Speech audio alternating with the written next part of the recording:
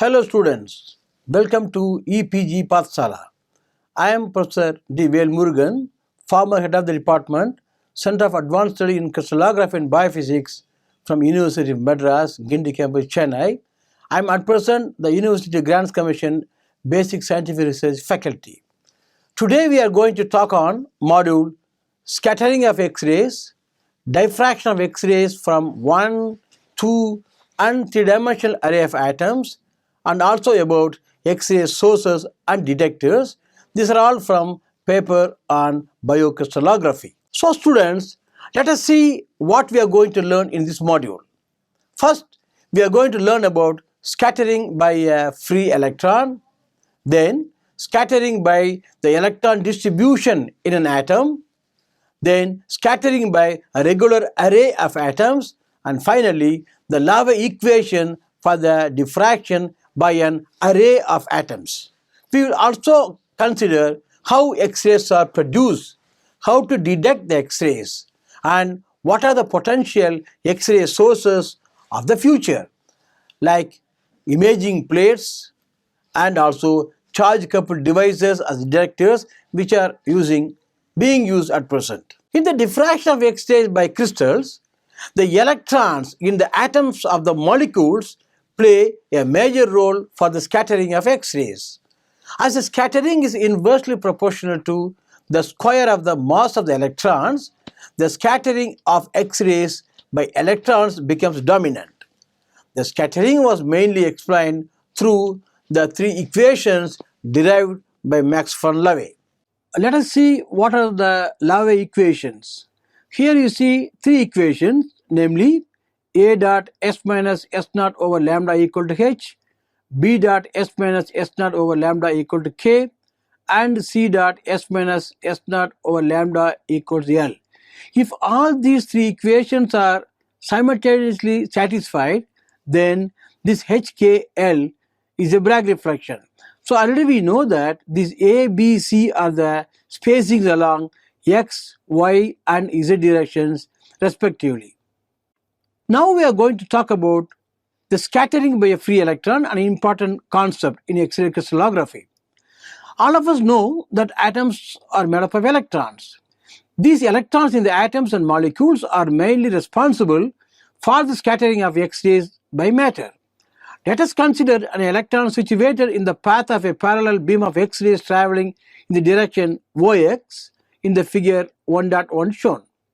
The electron, when accelerated by the electric vector of incident wave, re-radiates the electromagnetic radiation with the same wavelength. If the electric vector is along the direction OZ, then the scattered amplitude at a point P, which is at a distance a little r in the xy plane, is given by E1 equals minus E square over mc square r times E naught. So this E naught is the incident electric vector, and now along the scattered direction E1 is the electric vector. So here the little e and m are the electronic charge and mass respectively, and c is the velocity of light. All of us know that intensity is nothing but square of the amplitude. So coming to the corresponding intensities of these two, matching with E1 and E naught, we talk about I1 equals k square times I naught, where this k, the constant, equals E square over mc square r, and this I naught equals E naught square. So this is how we relate the intensities of the incident wave, electromagnetic radiation, and the intensity of the scattered radiation. If the incident wave has the electric vector parallel to the xy plane instead of only along a single direction, now the intensity is given by a component, namely I2 equals k square times I naught times cos square 2 theta. So here we assume that the incident radiation is a polarized one, but actual case it is an unpolarized radiation. So because of this we have to apply some correction. So the above formula gets modified as I2 equals k square times 1 plus cos square 2 theta by 2 times I naught. Now this is the famous classical expression known as the Thomson formula for the scattering by a free electron. It is most convenient to express the intensity of the X-rays scattered by any given system in terms of scattering by a single free electron as the unit. The scattering of any sample thus expressed would be a pure number which stands for the ratio of the scattered intensity by the given system to that which will be scattered by a single free electron under the same conditions. So this is a classical definition for the atomic scattering factor little f subscript j of atom little j. It is also well to remember that the phase of the scattered wave for the free electron is ahead of the phase of the incident wave by an angle pi. Let us first consider the scattering by the electron distribution in an atom. According to well-known wave mechanical theory, the distribution of electronic matter in an atom is continuous. The total amplitude of the wave scattered by an atom can be expressed in terms of the electron density distribution rho of r of the electron cloud, which is defined in equation 1.4. The quantity f of r star is called the atomic scattering factor. It gives the strength of the atom in the scattering of X-rays. In general, the electron density of a free atom can be assumed to be spherically symmetrical, and the integral part of the above equation 1.4 then reduces to the form of the equation given in 1.5. Now let us consider the scattering by the electron distribution in an atom. The coherent scattering amplitude derived above is referred as the normal scattering amplitude and is valid strictly under two conditions, namely that the electron density distribution in an atom is spherically symmetrical and the scattering by each element of volume dV is rho dV times that of the free electron. Both these conditions may not be fully satisfied in practice under certain circumstances, and appropriate modifications are then necessary. In most cases, however, the changes involved may turn out to be small and can be neglected unless very accurate analysis is aimed at. For example, condition A is violated when some of the electron shells are incomplete. Assumption B necessarily implies that the element of charge rho dV may be taken to scatter in phase with the free electron at the same location. There are distinct characteristic frequencies for the atom, and phenomena connected with resonance absorption occurs if the incident X-ray wavelength is close to such an absorption edge. In fact, detailed theoretical treatment shows that the atomic scattering factor is not independent of the frequency of the incident wave. If you look at the normal atomic scattering factor, which is an approximation valid for frequencies far removed from any of the absorption edges of the atom, it just falls off in an exponential way as sin theta by lambda increases. So we can see this in the enclosed figure. For the general case, the atomic scattering factor is given by the equation little f equals f naught plus f prime plus I f double prime. Here f naught doesn't depend on the wavelength. F prime and f double prime are the frequency dependent correction terms. If you look at the variation of the f double prime, it has a pronounced value near the absorption edge, and the variation of f prime around it leads to the macromolecular phasing techniques called single wavelength anomalous diffraction and multiple wavelength anomalous diffraction, about which we have already seen in the phasing techniques for a macromolecule. Here, the peak wavelength is the one at which f double prime takes the maximum value, and f prime is a region called inflection point where it is having the minimum value. So those two wavelengths, peak wavelength and your inflection point, those are used for data collection of macromolecules. This figure clearly shows how the atomic scattering factor exponentially decreases as sin theta by lambda increases. Here we have shown three graphs, one for hydrogen atom and another for carbon and another for fluorine. If you look at the graph in the y-axis, when sin theta by lambda equals 0, the curve for hydrogen starts at 1. For carbon it starts at 6. Then we have the fluorine atom, which means that when sin theta of lambda equal to 0, the atomic scattering factor has the maximum value, which is nothing but the atomic number of the corresponding atom. The second figure, the color figure, shows whatever we've been talking previously about the correction terms to the atomic scattering factor, which is corresponding to the normal term. We talk about two correction terms, f prime and f double prime. This graph shows how these correction terms, the real part correction f prime, which is always negative, and the imaginary part correction f double prime, which is always positive, how do these two corrections vary when you tune the incident wavelength? You can clearly see that at a wavelength called lambda 1, f double prime takes the maximum value, and at a wavelength called lambda 2, the f prime takes the minimum value, the most negative. Accordingly, lambda 1 is called the peak wavelength and the lambda 2 is called as an inflection point. By the by, the lambda 3 and lambda 4, they denote the left and right remote points corresponding to the data collection. So in general, a multi-wavelength diffraction, anomalous diffraction data collection involves 4 wavelengths, of which 2 has to be lambda 1 and lambda 2. You can collect the third wavelength as lambda 3 or lambda 4. If possible, you can collect data at all the 4 wavelengths.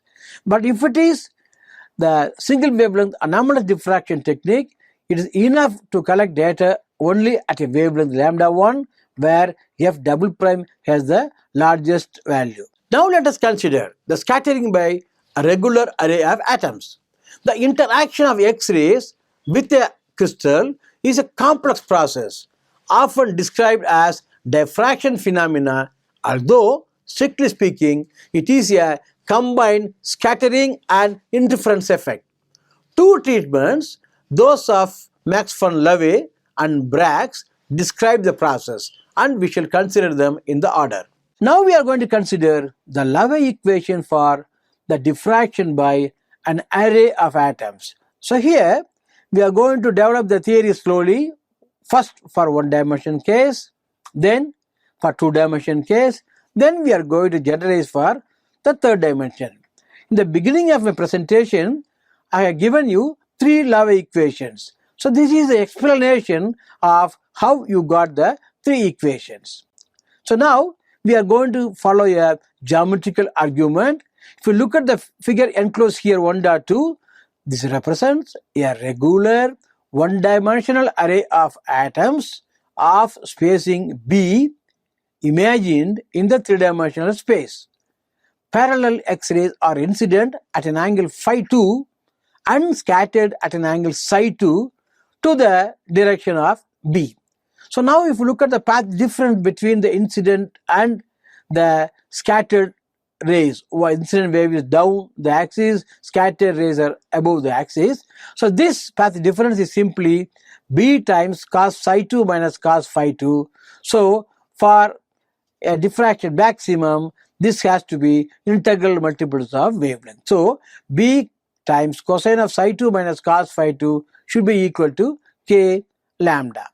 So in terms of the scattering vector, incident scattering vector S0 and the diffracted scattering vector S, which is called unit vectors, the equation can be written alternatively as b dot S minus S0 over lambda equals b dot S prime. By S prime we mean S minus S0 over lambda. So this should be integral multiples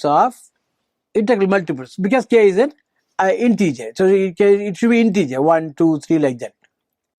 It is satisfied by the generators of a cone of semi-vertical angle psi 2 coaxial with the row, because k can take any value, 0, 1, 2 and so on. For each value of k, a cone can be imagined, and as the k value increases, the psi2 angle, the semi-vertical angle, will be decreasing. For a given value of psi2, there will be a series of cones corresponding to the order of k. As I indicated earlier, k can be 0, 1, 2, 3, etc. A set of integers including 0, and this is shown in figure 1.3. The discussion is extended readily to a net AB instead of a single axis. Now we can consider net two-dimensional net A comma B as shown in the next enclosed figure 1.4. So now, similar to our earlier argument on a one-dimensional case where B is a separation, now we talk a two-dimensional where other than the B separation on one axis, we talk about the separation by A units in another axis. So now we have the equation A dot S minus S naught over lambda, which is equal to A dot S prime, which is equal to H, an integer. Again, H can be 0, 1, 2, 3 and so on. Slide 18. So now generalizing whatever we have seen, these three equations in 3 dimensions, now we have the complete Lava equations A dot S prime equal to H, B dot S prime equals K, and C dot S prime equal to L. H, K, L are integers including 0. Now the 3-dimensional array scatters in phase and produces the HKLth spectrum. Now slide number 19. So now we will consider how X-rays are produced. So all of us know from our school days that when fast moving electrons are suddenly stopped by a metal target, then X-rays are produced. We will clearly show you in the enclosed diagram. If you look at the gas tubes, electrons are produced by the ionization of a small quantity of gas and in filaments. So this phenomena has been invented by Coolidge in 1913, and the tube where this phenomenon is happening, that is also called Coolidge tube to honor him. Tungsten filament serves as a cathode from which electrons are emitted, and the anode is a water-cooled block of copper containing the desired target metal as a. So now generalizing whatever we have seen, these 3 equations in 3 dimensions, now we have the complete Lava equations A dot S prime equal to H, B dot S prime equals K, and C dot S prime equal to L. H, K, L are integers including 0.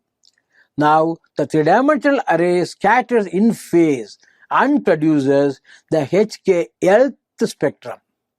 So now we will consider how X-rays are produced. So all of us know from our school days that when fast moving electrons are suddenly stopped by a metal target, then X-rays are produced. We will clearly show you in the enclosed diagram.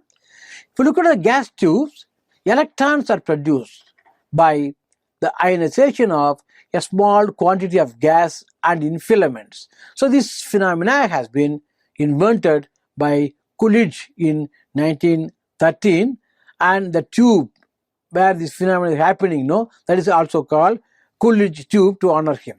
Tungsten filament serves as a cathode from which electrons are emitted, and the anode is a water-cooled block of copper containing the desired target metal as a small insert at one end. These electrons emitted by the cathode are accelerated by a high accelerating voltage using a high voltage transformer.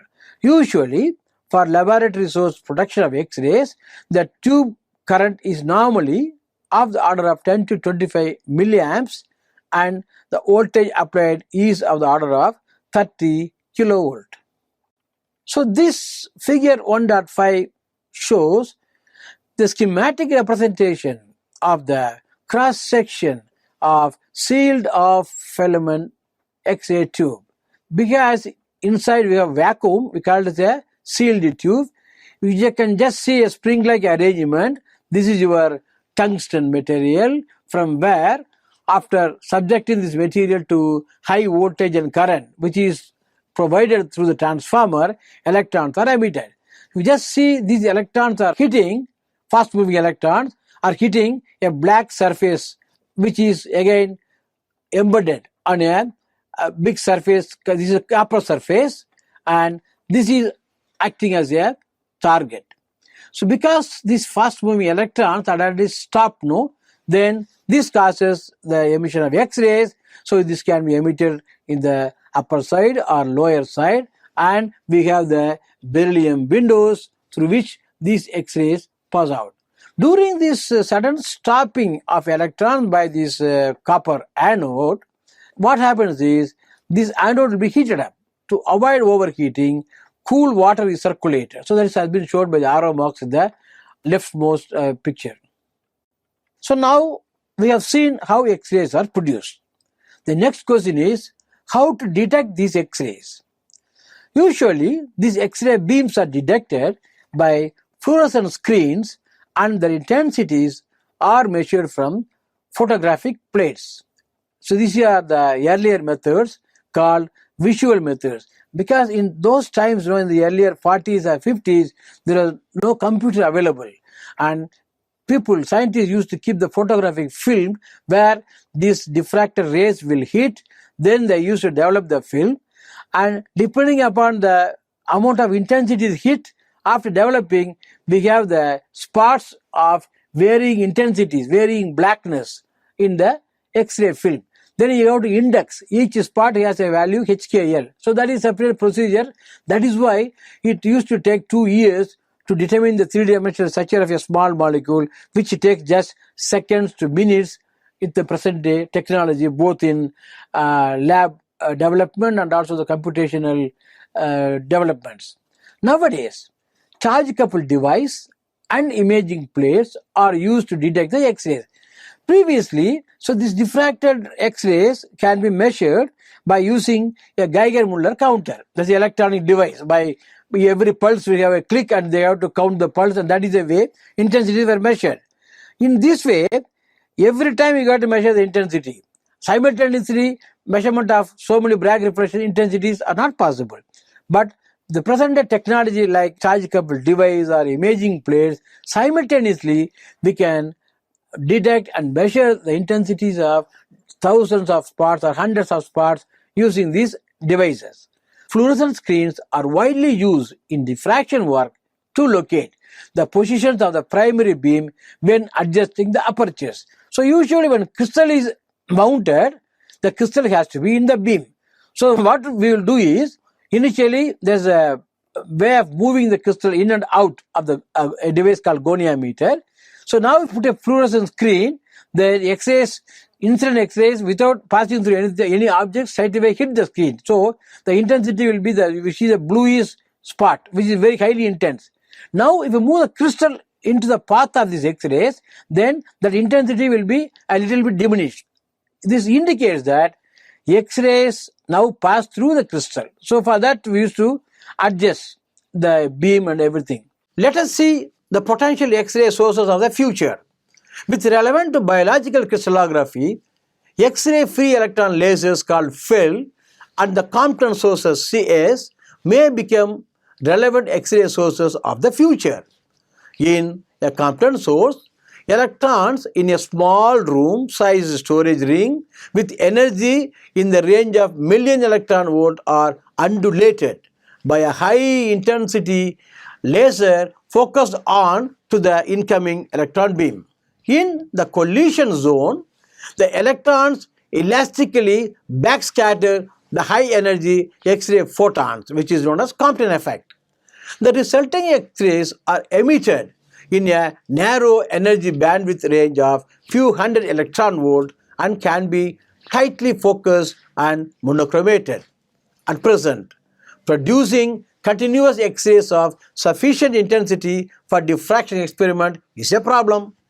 In FEL, free electron laser, a high energy electron beam sent through a very long wiggler then imposes alternating forces on the electrons which emit X-rays in phase.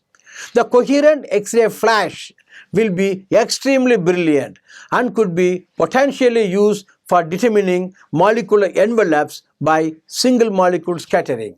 In many third generation synchrotrons, free electron laser fill is being seriously attempted. Now we are going to consider the imaging plates, the principle behind the working of imaging plates. Imaging plates store X-ray photon energy in a phosphorescent material. Usually these imaging plates are used for macromolecular data collection, because macromolecule, as you know, the number of atoms in the macromolecule go to thousands. To accommodate these thousands of atoms, the unit cell which contains these molecules has to be larger dimension. Let us say 100, 200, 300 angstrom laser compared to the conventional unit cell which contains small molecules where the length vary between 10 to 30 angstrom. So the moment the unit cell dimension became large in hundreds, the number of possible black planes one cuts goes to 90,000 to 100,000 so on, compared to the 3,000 up to 5,000 Bragg reflection in case of small molecules. So one has to measure lakhs of intensities coming out of the crystal. Now, if you use a conventional laboratory source detector for this purpose, it will take months together to complete the data collection, and by the time the protein crystal must have been deteriorated, because incident energy produces heat and crystal will just fade away. To avoid that, we need highly focused beam and also fast detector technology. And imaging plate is one of the detector technology which is very efficient. Here, a layer of small crystalline gravies constituting of the combination of barium, fluorine and bromine with lanthanide ions like europium and organic binders is sandwiched between a support layer and protective layer on a flexible backing, forming the image plate. Now, when X-rays fall on the eyepiece, image plates, they excite photoluminescence in the crystals. So because of which these electrons are remain in excited state for many hours. So now, using a large helium neon laser scanner, images are read off, amplified with photomultipliers and stored as digital images. Now the question arises, can we reuse the imaging plate again for further recording? Yes, that is possible. These imaging plates, after readout, are erased for reuse with high intensity light. Modern imaging plates have high quantum efficiency. In labs for data collection, imaging plates are of much use than in synchrotrons. This shows a beautiful picture of the image plate. Figure 1.6 shows. So whatever you have seen previously, the unrecorded imaging plate is provided on the top. The second diagram, one below that, indicates what happens when X-ray photons are incident. Then after you do it, we want to measure these intensities, for which we pass helium neon laser beam scanning. Then finally for erasing, we pass visible light. So these devices, the cost of the device goes into crores. So whatever you have seen, that is an example of more imaging plate which is available laboratory in Chennai. Now we will see another device which is called charge coupled devices or CCD. So this is also another detector. These are the predominantly used ones today. Digital images of the diffraction pattern of 4K by 4K pixels are produced by the two-dimensional charge coupled device, which contains a highly specialized video camera chip. The CCD detector, which I will show you in the next projection, has a thin fluorescent screen, and the photons generated by diffracted X-rays pass through the taper onto the chip and generate free electrons in the semiconductor of the CCD in proportion to the number of photons. Depending on the specific design of the detector, fast readout electronic generates a raw electronic image of the diffraction pattern. So the diffraction pattern is converted into corresponding electronic images. Now these images are further processed by the data collection computers. These CCD detectors exhibit high sensitivity, high quantum efficiency, low noise and excellent response. Here the figure shows a CCD system. Again, this also is available from our laboratory. It's Apex system, which is useful in collecting small molecules. Hundreds of spots can be measured. Intensity of hundreds of spots can be measured in a single frame. So this has been used as a fast data collection tool. It's available in Chennai. So students, let us summarize what we have learned in this module. The scattering of X-rays by electrons, as first explained. The scattering of atoms in 1, 2 and 3-dimensional array are explained and the Lavie equations are derived. The production of X-rays and the detection used in data collection are provided. Thank you.